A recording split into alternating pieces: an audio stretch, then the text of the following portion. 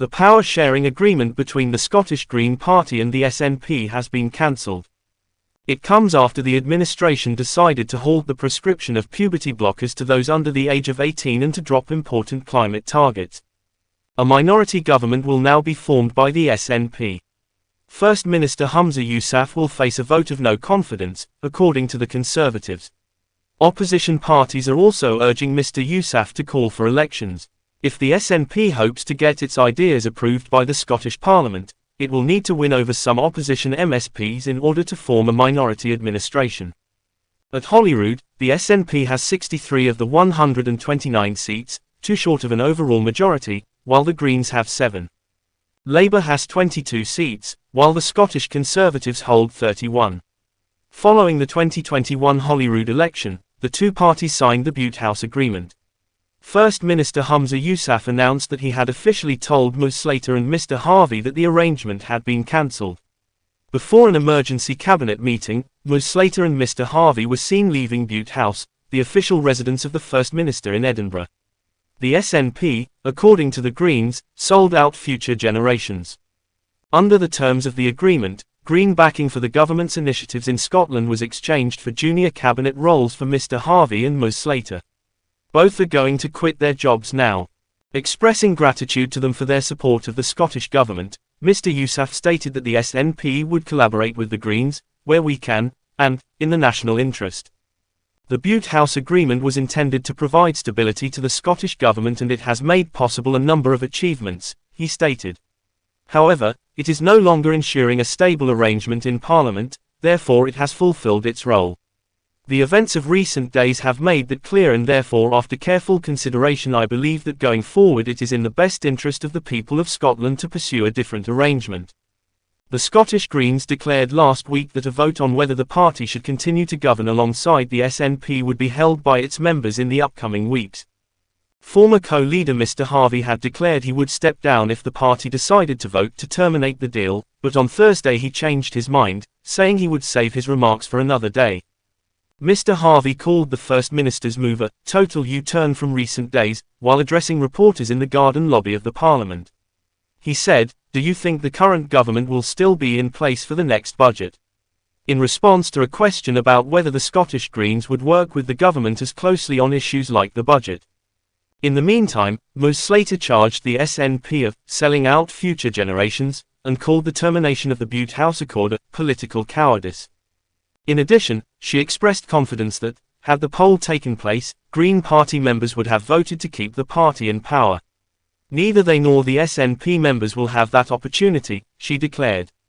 Rather, the First Minister has been compelled to act contrary to his own statements about what is best for Scotland by the most conservative and archaic elements in his party. By contrast, we as co-leaders of the Scottish Greens were prepared to put our own political careers on the line with our members, to defend our achievements in government, despite enduring all that SNP backbenchers and others threw against us. It occurs 1 week after Mary McCallan, the SNP's Energy Secretary, declared that Scotland will abandon its goal of reducing carbon emissions by 75% by 2030 compared to 1990 levels because it was unachievable. This announcement infuriated many Green members at the grassroots level. In response to a study by Dr. Hilary Cass, Scotland's NHS also announced that it was stopping the prescription of puberty blockers to under-18s who were referred by the nation's sole specialty clinic. There was distress in the party over the change, according to Mr Harvey, and young trans persons would now not get access to the treatment they need. The First Minister praised the power-sharing agreement with the Greens on Saturday, saying, "I believe we've accomplished a lot together in government. I want to continue accomplishing a lot. I don't think that will be the case," Mr Yousaf had said in response to a question about his potential to head a minority administration in the near future. During Thursday's First Minister's questions, Green MSPs sat silently and bent their heads while Mr Yousaf defended the track records of the two parties in power. Leading Scottish Conservative Douglas Ross declared he was submitting a vote of no confidence in the First Minister, accusing him of panicking before the extreme Greens could dump him. The Greens' support for Mr Ross in the no-confidence vote, which won't happen until at least next week, is still unknown. He thinks it's a new beginning now, but in reality, it's the beginning of the end, Mr Ross continued, adding that Mr Yousaf had abandoned the platform he stood on. Is Humza Yousaf not a First Minister who is a lame duck? Leader of the Scottish Labour Party Anis Sarwar demanded an election, saying it was time to end this circus. Scotland's government and leadership are at an all-time low, but the challenges facing our country have never been greater, he said. The Scottish public is aware that the SNP is inept, polarised, and has lost its way. Prioritising party over nation. A desire for an election has also been expressed by the Scottish Liberal Democrats. The SNP rebel Fergus Ewing, Mr Harvey informed the Parliament that the party could no longer rely on Green votes.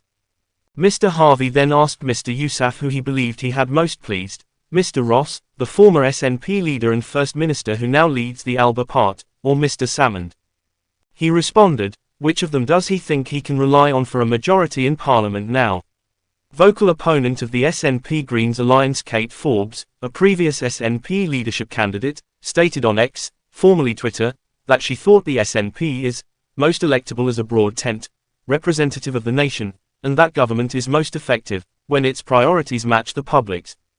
She continued, amidst all the differing views in the SNP about this decision on the Bute House Agreement by the FM, some delighted and others gutted, it is worth recalling our core objectives: to serve Scotland's people, end inequality, eradicate poverty, govern well and pursue prosperity, like other Indie nations. Another opponent of the Bute House Agreement, SNP MP Joanna Cherry, described the pact's termination as a huge opportunity to reshape the SNP's agenda in government. Out with identity politics and virtue signalling, she wrote in a post on X. In line with measures to address the basic concerns raised by our constituents at the door,